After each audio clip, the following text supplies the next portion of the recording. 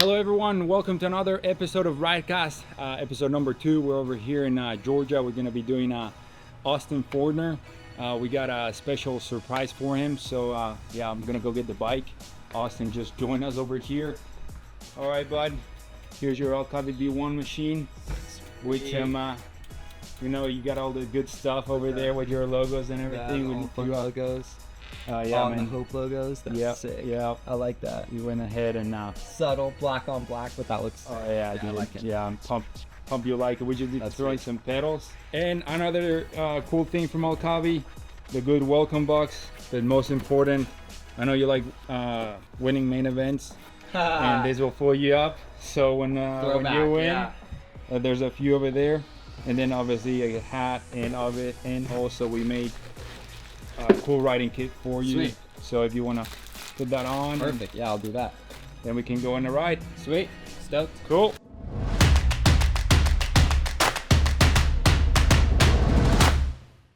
Like I said before, Ridecast episode number 2 with Austin Forkner.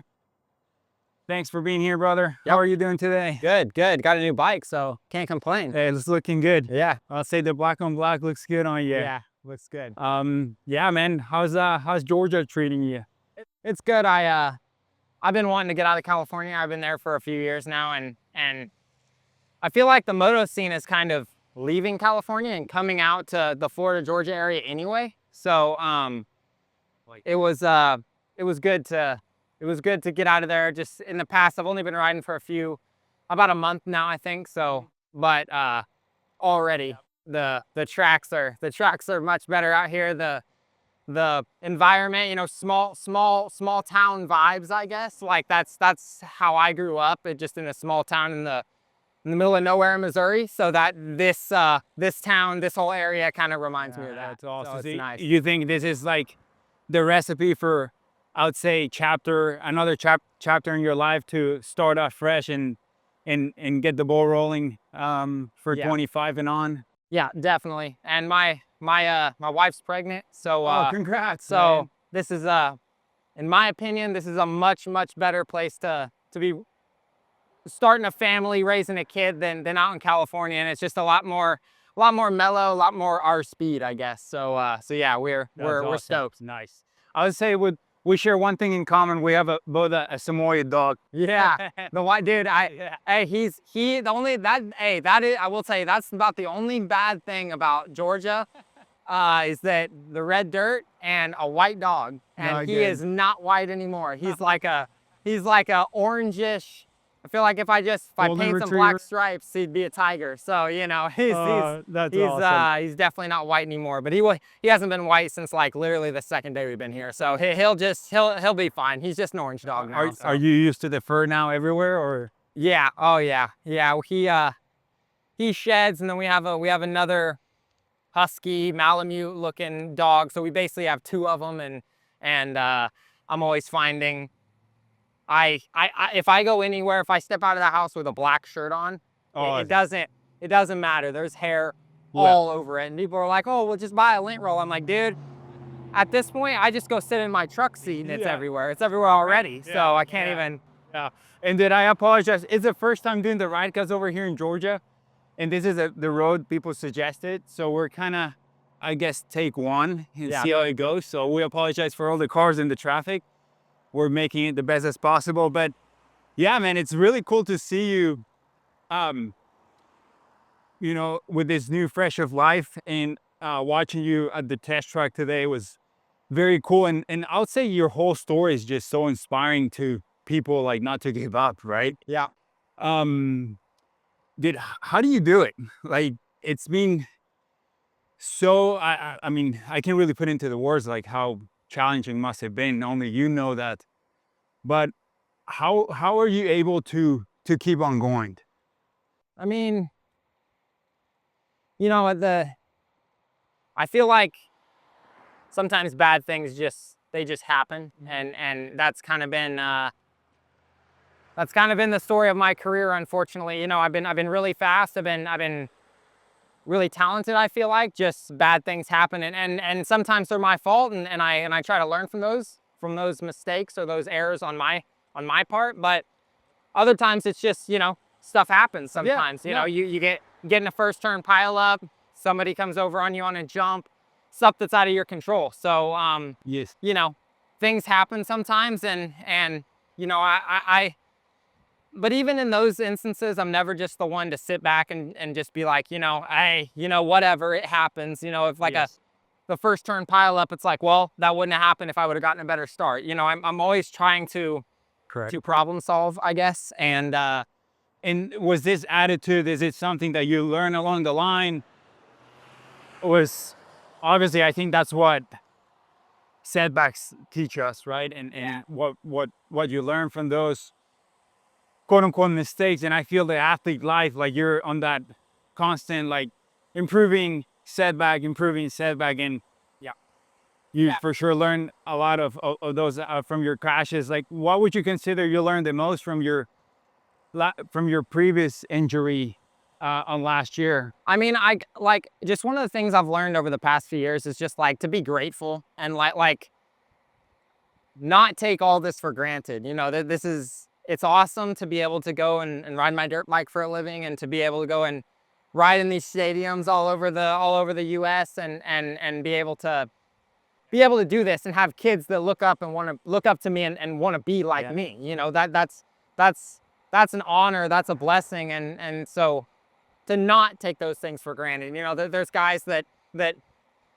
you know, they get off the track and they get a second and they're just, you know, the world's ending, you know, and it's been like that for me. And I'm not saying I'm just absolutely, you know, thrilled with a second, but when you've been to places where I've been, being on the couch and over and just beat down, you know, just to be out there and be doing what I love to do is that's amazing. Is a blessing in itself. So you know, you gotta, I guess, just be thankful for everything that you have, because you don't know that, you know, you could be on top of the world one moment and then, you know, you're literally a couple inches short on a jump or something like that, and then you're not knowing if you're ever going to be able to ride a dirt bike again, basically. Yeah. So man, you got to take those.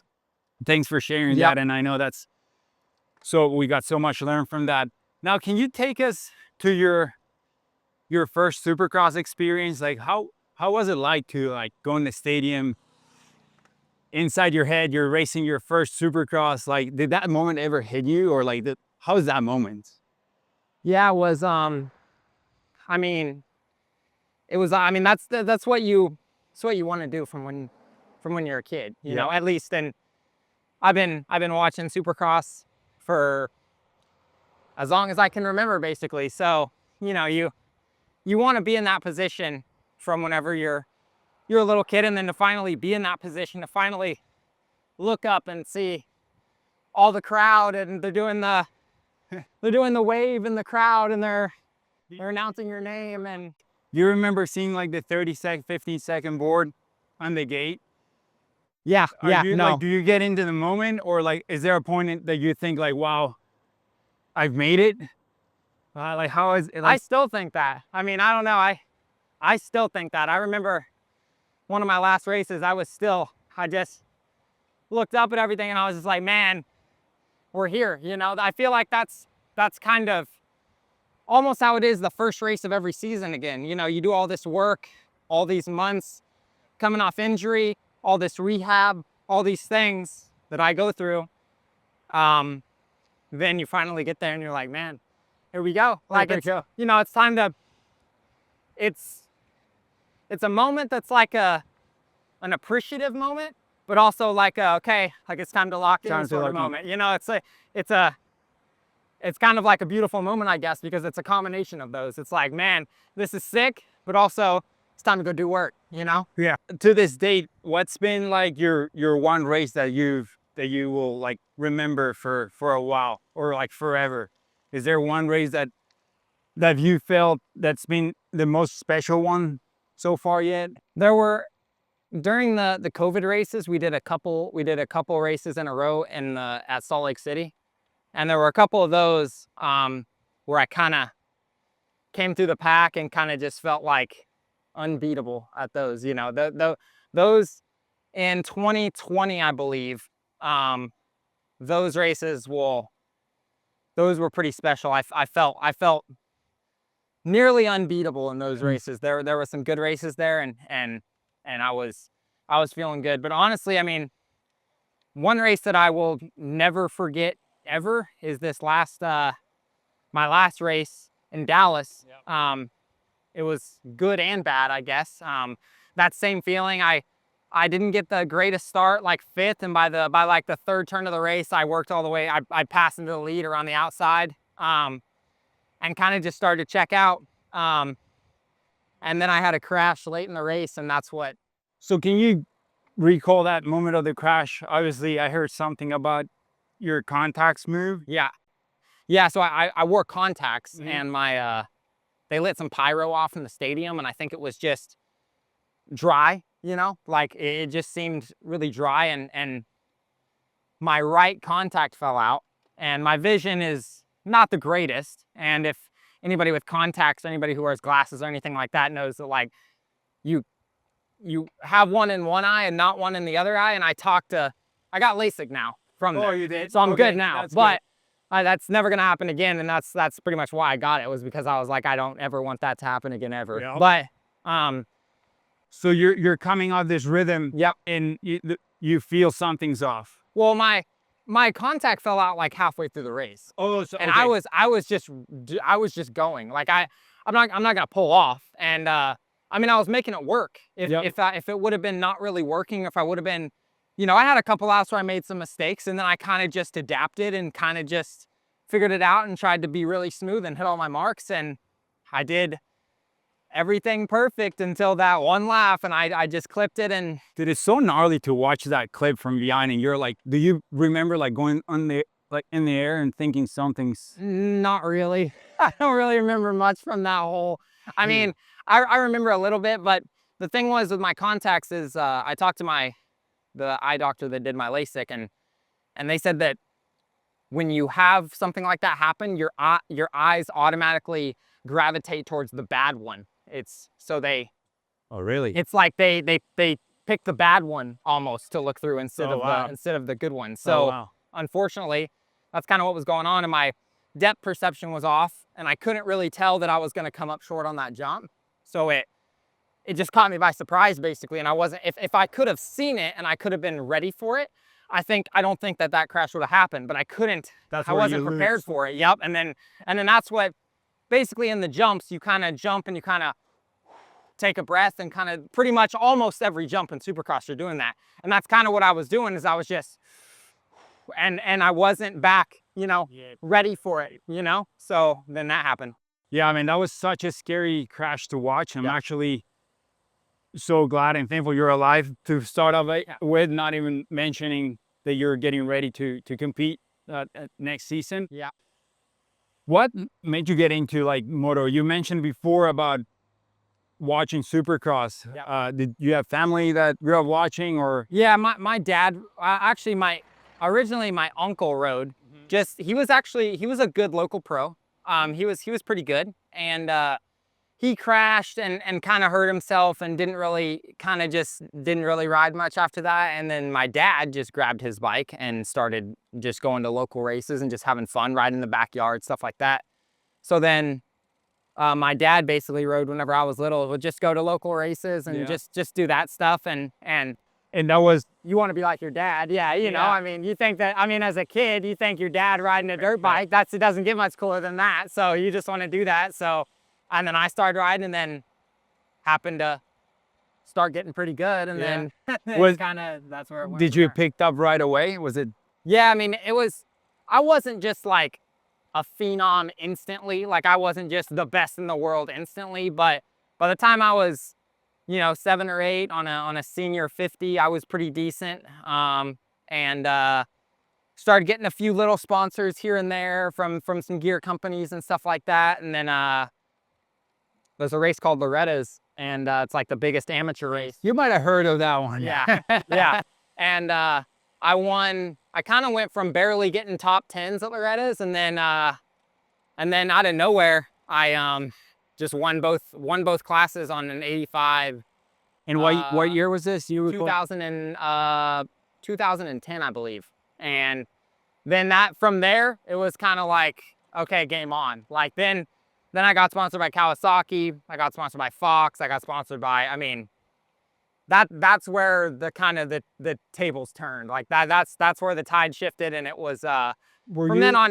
We didn't just immediately start live at a training facility, all this stuff. But from then on, we were like, okay, I got a chance to maybe make it. So at like what age did you like realize like, okay, this looks like it looks like I'm gonna make my dream a reality? I mean, it was probably right around then. Whenever And you were how old then? I was 11. 11. And it was probably around then whenever I did that, because then I started getting, I got, like I said, sponsored by my Team Green Kawasaki, which is the amateur program, and then Fox, and it wasn't a pro deal or anything like that, but as long as I kept performing from there, it was basically like, okay, this is gonna look pretty good. And then I guess it was a couple years later when I got on big bikes and got my pro contract that it was, official.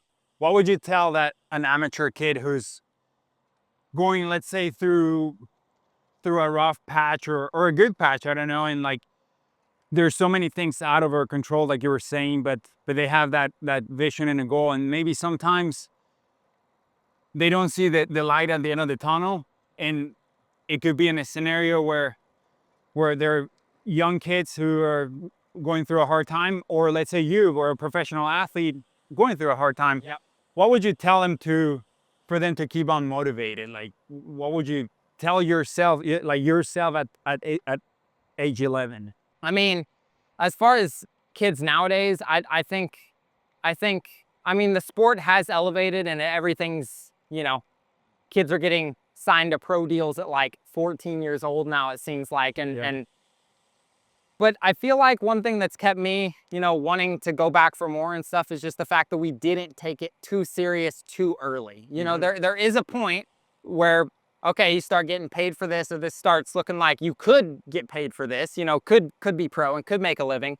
Then it's time to start taking it a little bit more seriously when you're like, 15, 16, 17, maybe in that age. But all these kids, I mean, there's kids living at training facilities at 6 years old and stuff right now. Like, it's just, that's too much. I don't agree with that side of it. And I think that you should have fun as a kid. And if this is going to work out, it'll work out. You'll be good enough. You'll figure out a way, whether you're riding and training every day or not. I would ride maybe once a week if I was lucky. And I went from riding once a week or on the weekends to winning, 2 championships at Loretta's and just keep keep. And then, obviously I did start riding and training a little bit more, but that was later on down the line. And I think it's just important for kids to have fun, So all fun, that's what it came out with? Yeah, just like, well, actually, all fun came from, it's all fun until it's not. Like it's all fun until somebody gets hurt, I guess, like that saying. Well, we had one that's just kind of, it's all fun until it's not, and it kind of came from the race. A race a couple of years ago. I got second at the first race, everything was going, and I guess it kind of applies to even, it kind of just applies to maybe my career in general a little bit. Just like, if things seem to be going good, I seem to be either winning or looking really good, and it's all fun until just like that, and it's not, basically, and that's how it can work in moto. We're back in the East Coast, so those days are done. Those days are gone. Yeah, already gone. It's freshly new. We're excited to see you kill it next year. East or West? Or you don't know yet? I don't know yet. I've heard East just because I'm coming off an injury, so they want, maybe a little bit extra time for me to get ready. I don't know that. I don't know for sure, but I'm leaning towards East probably. Well, you won Daytona before. Yes, I won Daytona in 2019. That's a fun race. Yeah, I bet. Daytona's a fun race. I bet. You got also Rookie of the Year 2016? Yes, I believe so. Yes, Was that from outdoors? I didn't even race Supercross that year, but yes, that was your first Super? That was my first.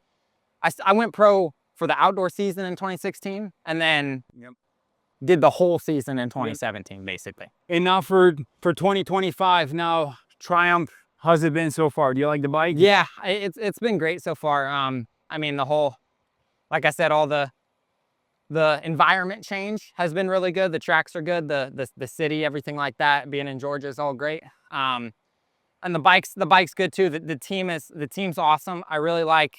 I think a big part of just the whole program is having a good team. You know, like even if the bike isn't the greatest, if you got a team that's willing to work and willing to, you know, put in the work and to get you comfortable on it, I feel like that's half the battle. And the Triumph team, I like the guys. And the bike, I mean, I've only been on Supercross on it for a few weeks now, but we've already made strides and it's already a lot better than it was just a few weeks ago, really. So you didn't fully change colors. You went from green to light green, yeah, neon. light green, neon yellow, whatever you want to call it. Yeah, so not fully changed colors. Feel familiar. Yeah. But no, the bike's good, and you know, like I said, it's early on, and I'm already getting comfortable, and I'm getting back into shape too. So I'm starting to feel like myself again, and the bike's feeling good. So you know, we're early, so we got plenty of time. So it's only gonna get better from here. We got some good times. What do you like to do off the bike? I seen you do some scooter riding. Yeah, I like doing some scooter ride. I kind of do. I do kind of a lot of things. I like to ride BMX. Actually. I'm in the process of building up a new BMX bike, and I'm gonna hit Scuba, one of our team. Dude. Yeah, Okay. You guys have a BMX bike? Of course. Really? Yeah. We're for that in the work. Well then, okay. Well then, black there we on go. black. Yeah. Yes. Then there we go. Then that actually makes it a lot easier. Then you got a freestyle or part? Either or even like Scuba, our like team manager, he owns, or I guess kind of runs. There's a pump track in Peachtree, and he like runs that. Yep.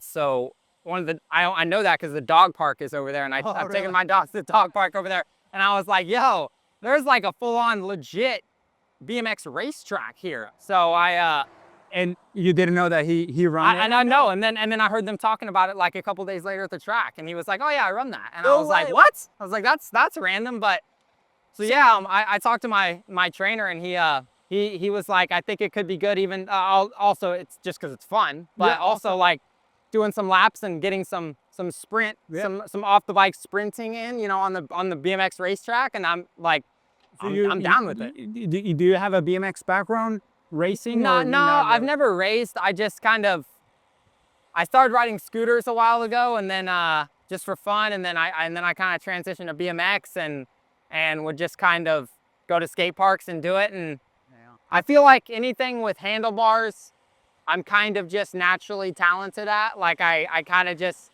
it seems like I'm just pretty decent at it. It has to have handlebars though. I'm not that great at skating. I'm not that good at like any, you know, wakeboarding, surfing, any water sports, you know, but with handlebars, dirt bikes, BMX scooters, you know, I know my way around those pretty well.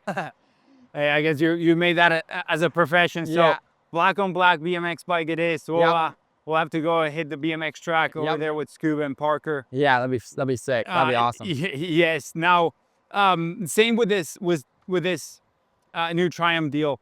I was there this morning, and the facility is unbelievable. Seems like they're full on, and a great future for them. Do you see that going the distance, going the long run with them, or are you in like a 2 year, 1 year? How's it looking? Yeah, I believe it's 2, possibly with a 3rd option right now, I believe. But kind of what they were kind of telling me is that's kind of their outlook is not just to sign guys for 1 year or even 2, is to kind of sign guys for the long haul. And I'm getting, I guess, I mean, I'm 26, which is young, but in the moto world, I'm starting to get up there, I guess, a little bit. So, you know, I don't know. I still have time. So, you know, I'm hoping things go well. And so far, things have went on basically with, you know, they went on perfect working with those guys. So hoping I can get some good results, and you know, we can extend this thing even further. That'd be awesome. You know, I also agree with not just, you know, it is a job, but at the same time,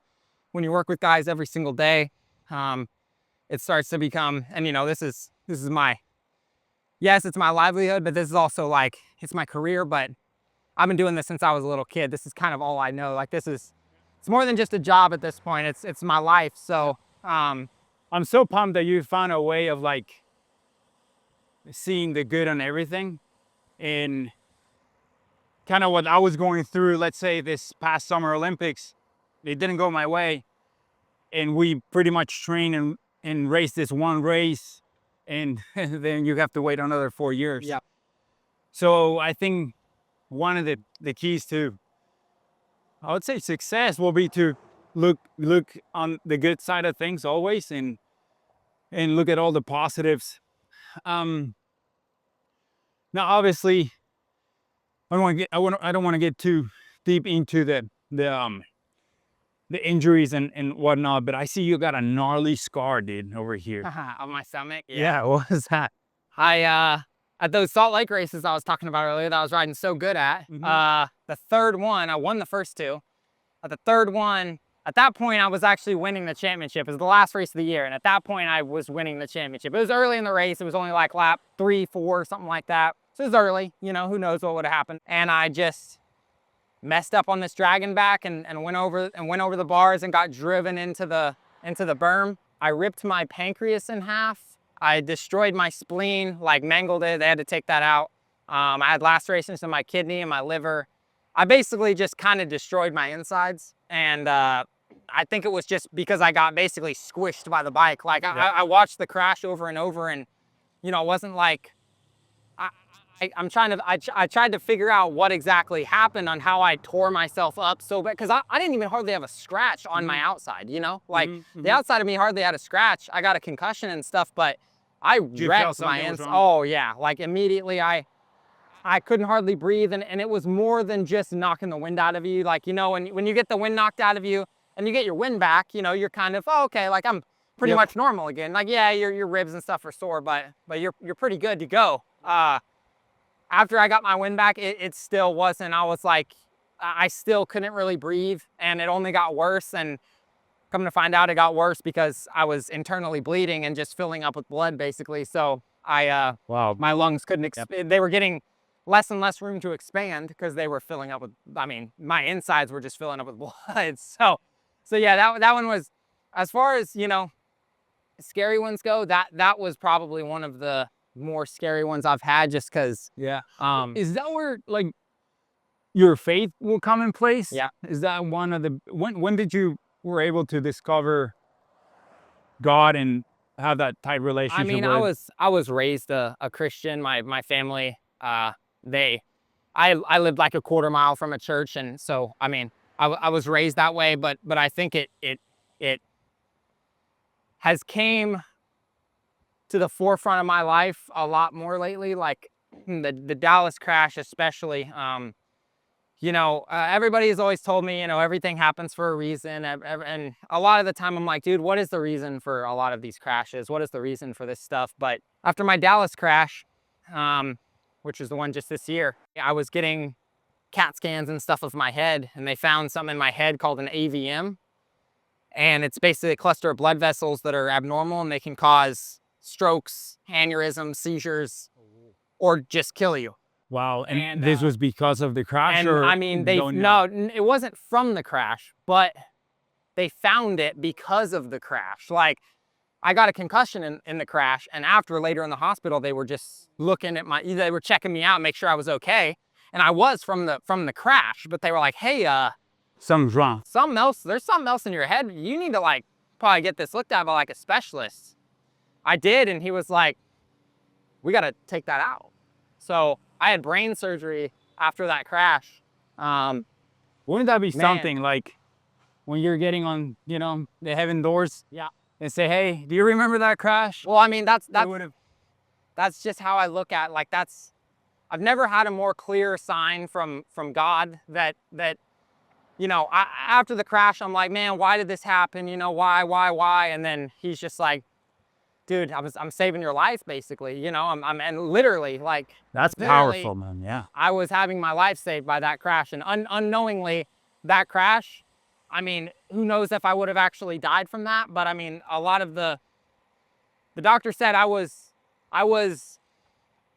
not far away from something bad happening with that. You know, whether it be have a stroke, have an aneurysm, it, you know, cause a number of things, or just straight kill me. You know, we don't exactly know what would have happened, but any of those things could have been potentially either life-ending or career-ending. So, I mean, the fact that I'm even still here, still being able to ride and race and just alive is a blessing in itself. That is unbelievable. I didn't know. I thought that the surgery was because of the crash. It wasn't from the crash, but it was. Wow, we found out about it from the result, from them looking at me from the crash, but it wasn't a cause of the crash. It was just kind of a natural, you know, genetic thing. But I could have been dead at any time in the, you know, these things, they kind of just randomly bleed, and they kind of just randomly cause these issues. So yeah, something could have happened at any moment, and but I'm still here. Man, I'm still here. So, you know, that's what God has the plan. He's in control, and I'm just here, you know, I'm just here. So, you know, if it's meant to be, it's meant to be. If it's not, it's not. So I'm just here doing the best that I can every day, and we'll see what happens. Man, that's awesome. So 25, shooting for a championship, or is it a win, or kind of what's the? I mean, it's just gonna kind of change. It's gonna start off as shooting for, you know, a podium, and then once I get a podium, it's gonna transition to a win, and then after I get a win, it's gonna transfer to 2 wins, and then 3 wins, and then if I can get that many wins, it's gonna start looking like a championship. So that's kind of it's.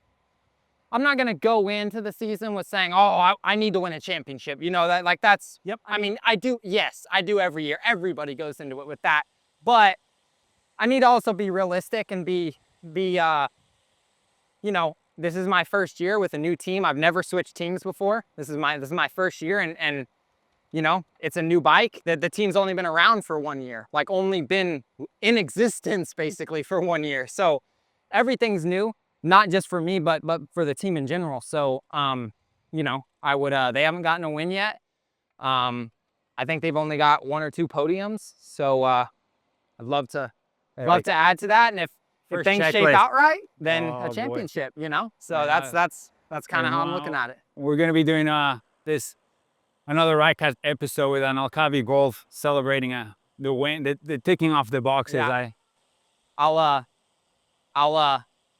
do the ride with the championship trophy if I get that. I won't let that thing leave my side. So, but yeah, man, I appreciate your time, Austin. I know it's Monday and in the off season. I know you're tired. You had a long day at the track. I really appreciate the honesty about everything, dude. And we wish you nothing but the best. And we're so super happy you're riding on Alcavi, training with it. So yeah, man, we wish you nothing but the best. And that's a wrap for episode number 2 of Ridecast. Peace. Later.